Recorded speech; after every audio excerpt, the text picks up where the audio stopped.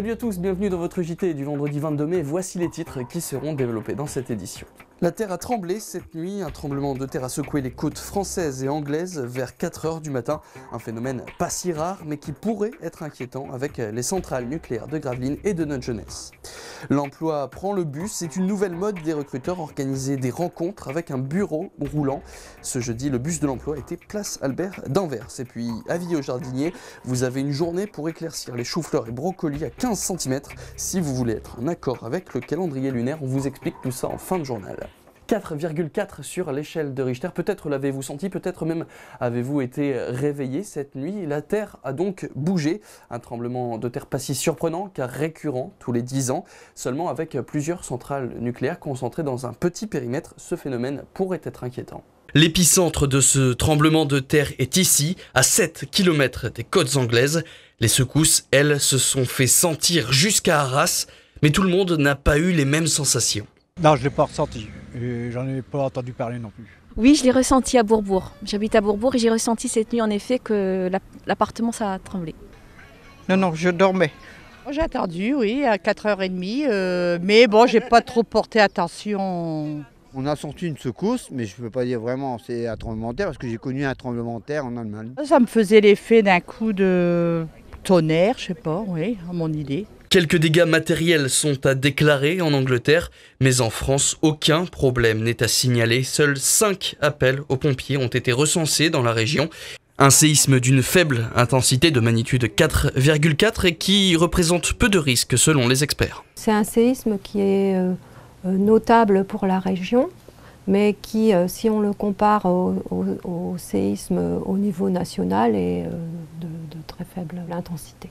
Le séisme tel que celui qu'on a vécu aujourd'hui n'a que très peu d'influence. C'est des réajustements qui se font quand même à des profondeurs de... Bon là, celui-ci c'est 18 km, donc au niveau de la surface, ça se traduit par une vibration mais que certains ont ressenti, mais qui est assez faible et qui n'a pas d'incidence. Les géologues anglais considèrent qu'en fait, on a des séismes de cette intensité à peu près tous les 2 à 3 ans dans la région. En fait, le détroit du littoral est une zone de convergence entre la plaque eurasienne et la plaque Afrique. Les séismes sont donc fréquents mais de faible intensité.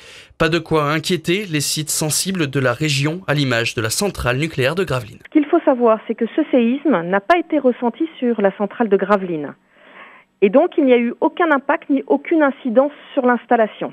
Nous avons de nombreux capteurs qui enregistrent tous ces séismes éventuels et il se trouve qu'il n'y a eu aucune alarme en salle de commande parce que ce séisme observé n'a pas dépassé le seuil de vigilance. Et donc, l'exploitation s'est poursuivie normalement.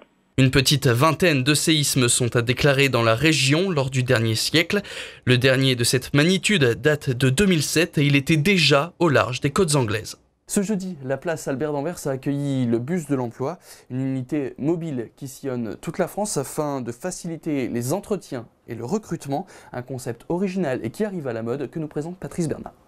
Pour trouver un CDD, un CDI ou un emploi en intérim près de chez soi, une société regroupant plus de 80 agences d'intérim en France propose de postuler au bus de l'emploi. Un concept gagnant-gagnant pour les recruteurs et les demandeurs d'emploi.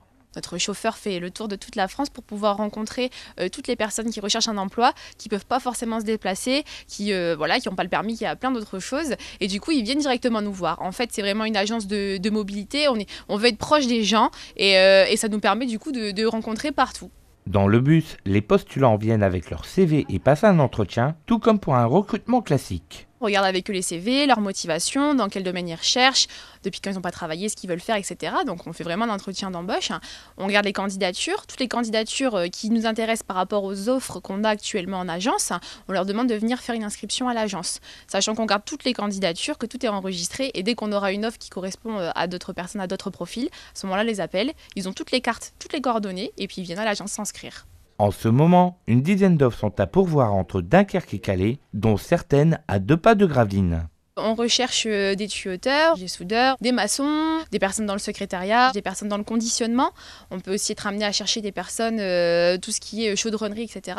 On est vraiment généraliste. On est sur le tertiaire, on est sur l'industrie et on est aussi dans le bâtiment. Au niveau local, par exemple, là actuellement, on recherche des agents de conditionnement pour travailler dans une entreprise qui se situe sur le secteur de Gravelines-Lonne-Plage. Donc voilà, là on ne peut pas être plus local. La tournée du bus de l'emploi sur le littoral est finie pour cette saison. Mais il est toujours possible de postuler à l'agence de Dunkerque que vous pouvez joindre au 03 28 66 68 18.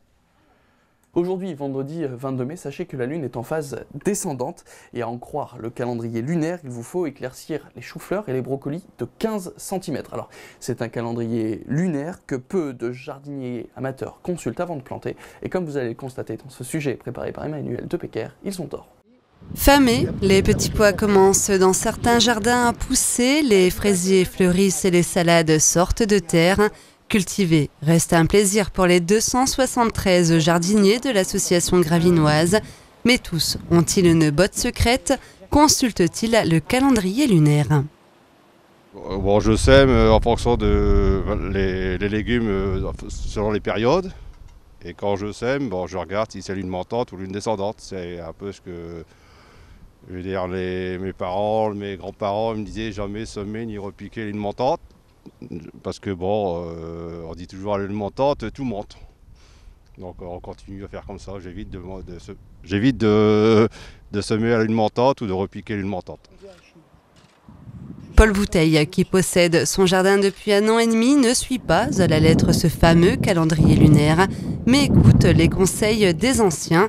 Les effets de la lune montante sur les légumes seraient désastreux. Surtout les salades. Salades qui repiquent à la lune montante, soi-disant elles montent et on ne la mange pas. Parce qu'elles montent pour venir en graines. Le président n'attache pas d'importance aux croyances populaires qui veut par exemple que le 22 mai on privilégie les travaux sur les fleurs, mais suit plutôt les caprices de la météo. On ne va pas semer quand il pleut. On ne va pas semer quand il fait trop sec, parce qu'il faut trop arroser. Après, c'est un petit peu le feeling de chaque jardinier. Chaque jardinier fait un petit peu ce qu'il veut, comme il sent. Les sunglasses passées, les jardiniers peuvent maintenant planter fleurs et légumes dans leur terrain sans se soucier d'un coup de froid, à moins que la météo ne joue des tours aux passionnés. Voilà, c'est la fin de ce journal. Merci à tous de l'avoir suivi. On se retrouve donc mardi pour un nouveau JT, lundi de Pentecôte oblige. Très bonne soirée à tous et bon week-end sur Delta TV.